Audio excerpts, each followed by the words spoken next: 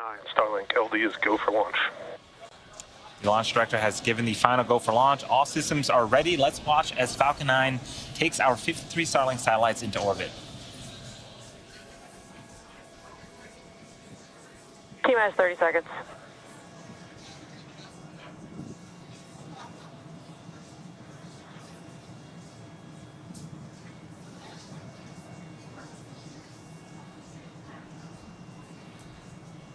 T-minus 15 seconds. 10, 9, 8, 7, 6, 5, 4, 3, 2, 1, 0. Ignition. And liftoff. M1D chamber pressure phenomenal. Vehicle is pitching downrange.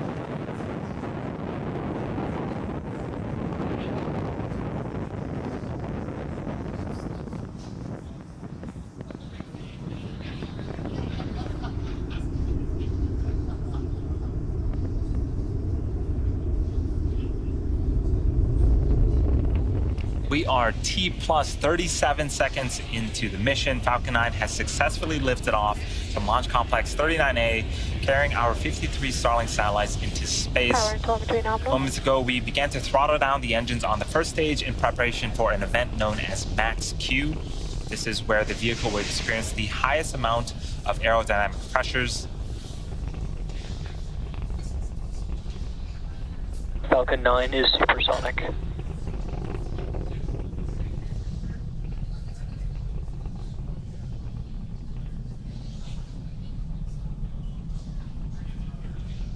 Max Q. Awesome. Now that Max Q is behind us, we are throttling the engines back up to full power. Coming up are a series of events happening in quick succession. First is MECO, also known as main engine cutoff. This is where all 9 Merlin engines on the first stage will shut off to slow the vehicle down in preparation for the next milestone, which is stage separation. During this event, both the first and second stages will separate from one another. The first stage will make its way back to our drone ship, and the second stage will continue its journey with second engine startup, or SES-1. During this event, the single Merlin vacuum engine on the second stage will light up and propel the second stage along with the Starlink satellites into orbit. And then shortly after SES-1, we'll have the fairing halves deploy and expose our Starlink satellites to the vacuum of space.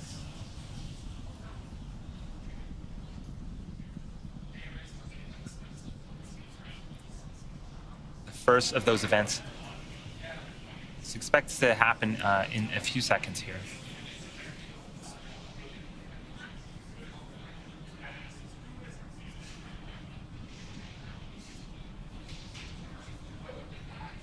MECO. Stage separation confirmed.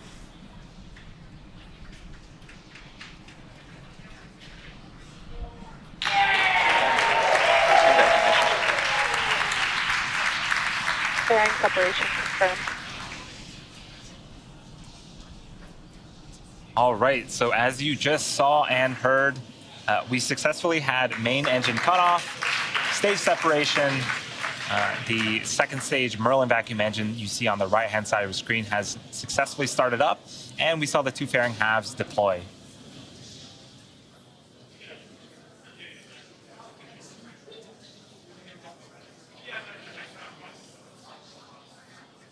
While the second stage is doing its job, the first stage is coming back home to Earth. That is what you see on the left-hand side of the screen. It needs to execute 2 burns before its 13th landing attempt on our drone ship. The first burn is called the entry burn. This is a 3-engine burn that helps slow down the first stage before hitting the denser parts of the Earth's atmosphere. And then the second burn is called the landing burn. This is a single-engine burn that brings the vehicle speed down rapidly in order to land on our drone ship a short fall of gravitas.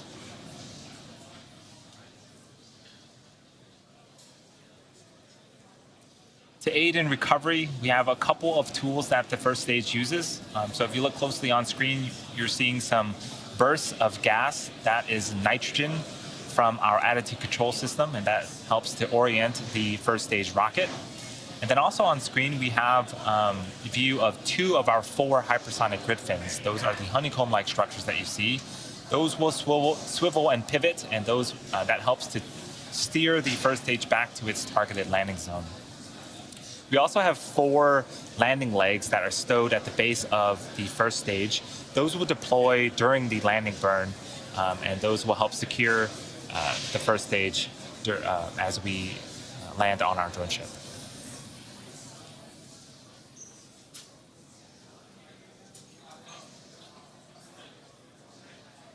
We still have about 2 minutes left before the first stage entry burn. Again, the first of 2 burns for the first stage. For now, we are just enjoying some great views of both the first stage returning back to Earth and the second stage making its way to space, makes its Both way vehicles into are orbit. following nominal trajectories. And I just heard the call out that we are in nominal trajectory, so things, again, continuing to go smoothly for today's Starlink mission.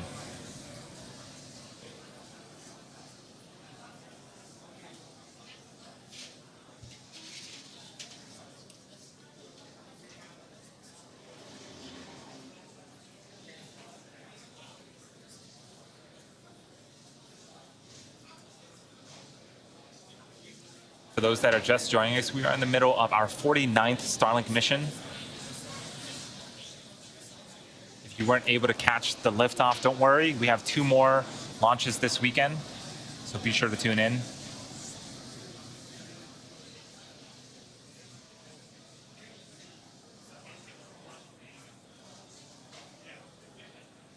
About 30 seconds away from the first stage entry burn. We talked a little bit about the engines on our vehicle.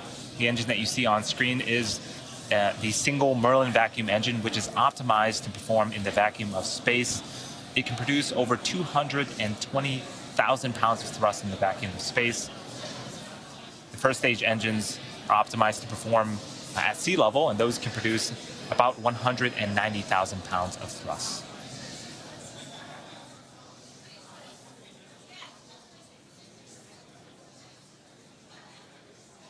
Stage 1 FDS has saved. Stage 1 entry burn startup. So on screen, we have started the entry burn. This burn is expected to last for about 20 seconds. Earlier, we saw the vehicle on the pad, and the first stage was basically covered in soot. Stage 1 entry burn shut down. This is the reason why. So basically, during the entry and landing burn, the vehicle is flying through its own plume of smoke, and that is what Both builds up the vehicles soot. continue to follow nominal trajectories.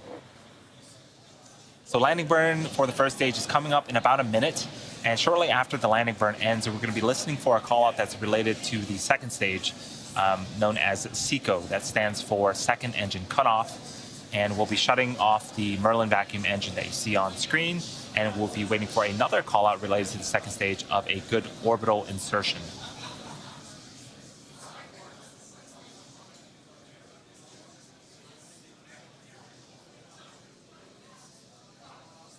Stage 1 transonic.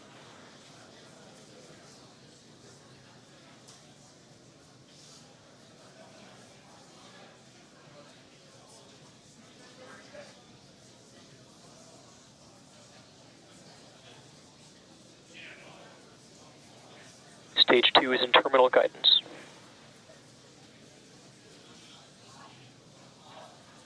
Stage 1 landing burn. Stage 2 FDS has saved. So our landing burn has begun. It's a single engine burn. This is also the period where we'll deploy our landing legs. And here comes our first stage for the 13th time, attempting to land on our drone ship. Stage 1 landing leg deploy.